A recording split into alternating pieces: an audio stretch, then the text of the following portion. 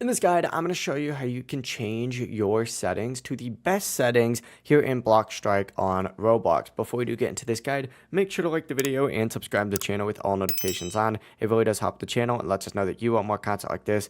We'd greatly appreciate it. And if at any point throughout this guide you did have any questions, just ask them down in the comment section below and we can help you out further.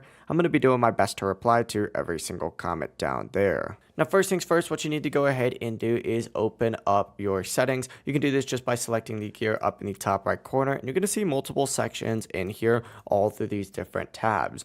In video, you can adjust your graphics and performance settings. In audio, you can go ahead and change your music and sound levels.